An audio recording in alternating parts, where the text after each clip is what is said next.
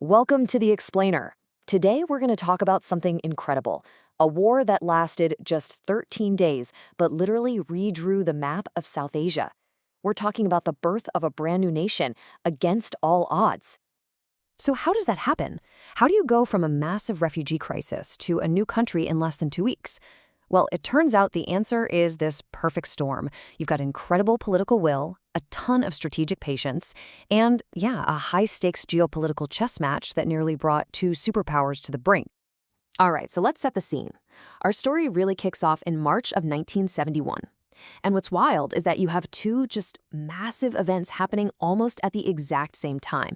And these two things, they basically set the stage for a conflict that was, pretty much unavoidable. And you really have to pay attention to the timing here, because it's everything. On one hand, you've got Indira Gandhi in India, fresh off a huge election win, with this massive, powerful mandate. Then, literally just 15 days later, right across the border in what was then East Pakistan, the military launches Operation Searchlight. And this thing was a brutal crackdown meant to just stamp out any Bengali nationalist feelings. And it's what kicked off an absolute humanitarian catastrophe. 1 crore. I mean, just think about that number. That's 10 million people. The violence from that crackdown forced an unbelievable 10 million refugees to flee across the border into India. And remember, India at this time was already struggling with its own serious poverty issues. In fact, the slogan for the election Indira Gandhi just won was Garibi Hatao, which means eradicate poverty. I mean, the irony there, it's just staggering. So you can just imagine the scene. States like West Bengal, Assam, Tripura, they were just completely overwhelmed. For Prime Minister Gandhi, this was an impossible choice. Doing nothing wasn't an option. This wasn't some minor issue you could just, manage. This was a crisis that needed a real, permanent solution. So by April, the situation is getting worse every single day. The pressure is mounting, and a very determined Prime Minister Indira Gandhi calls in her army chief, the one and only General Sam Manekshaw. And her command to him was simple, it was direct. Go to war. And what happens next is just stunning. Manekshaw basically tells her no. And you gotta understand, this wasn't him being insubordinate. It was just pure, cold, strategic clarity. He was literally willing to put his entire career on the line to tell the most powerful person in the country that her army was just not ready to fight. So why? Why the 7-month delay? With all this insane pressure to act right now, why on earth did the general insist on waiting? Well, as we're about to see, this calculated pause, it ended up being maybe the single most important decision of the whole war.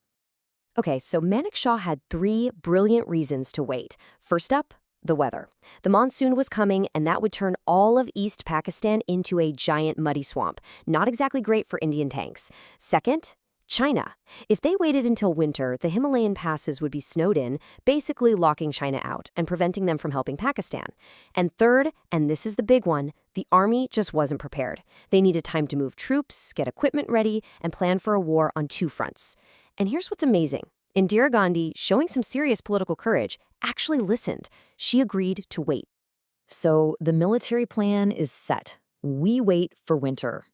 Now, India had to deal with the other part of the equation, the global chessboard. And let me tell you, the odds were really, really stacked against them. You see, at the time, India was pretty much on its own, diplomatically speaking. The United States, under Nixon and Kissinger, was a firm ally of Pakistan. So was China, another nuclear power. So you've got these 2 huge powers backing your enemy. India desperately needed a powerful friend of its own, a big brother who could even the odds. And that's exactly what they got. Enter the Indo-Soviet Treaty of Peace, Friendship, and Cooperation. This, right here, was the absolute game changer. It was signed in August of '71, and it was a total strategic masterstroke. It gave India the diplomatic and military cover it needed to act, without constantly looking over its shoulder for China or the US. This is just a perfect example of what they call realpolitik, right? It's foreign policy based on what's practical, not on ideology. The message to Washington and Beijing was loud and clear. If you mess with India, you're messing with the Soviet Union.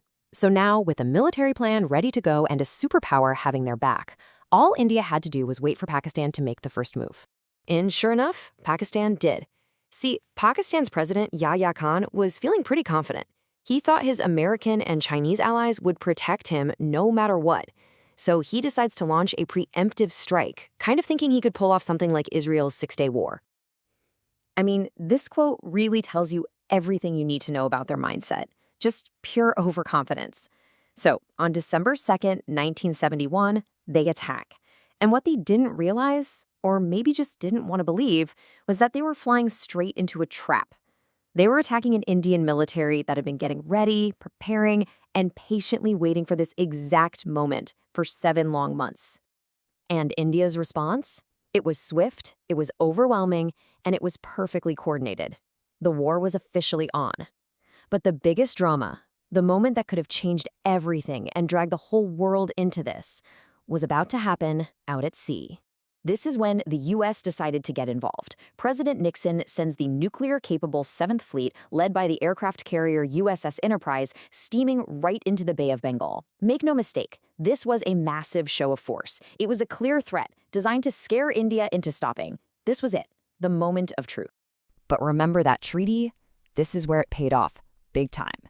In response, the Soviet Union sent its own nuclear-armed fleet to basically block the Americans. They drew a line in the water. What you had was a tense, eyeball-to-eyeball standoff between two superpowers, which completely neutralized the American threat. And it bought India the time it desperately needed to finish the job on the ground. So with the U.S. Navy held in check and Indian forces moving incredibly fast on the ground, the path to Dhaka, the capital of East Pakistan, was suddenly wide open. And then came the final chapter. 93,000. Just let that number sink in. That's how many Pakistani soldiers surrendered to the Indian Army on December 16, 1971. It is still the largest military surrender anywhere in the world since World War II. Just incredible. And just like that, it was over.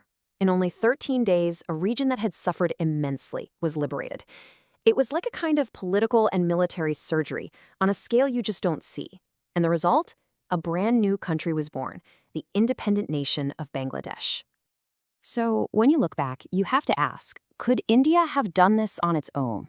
I mean, the military campaign from General Manekshaw's forces was nothing short of brilliant, and the political will from Prime Minister Gandhi was just rock solid.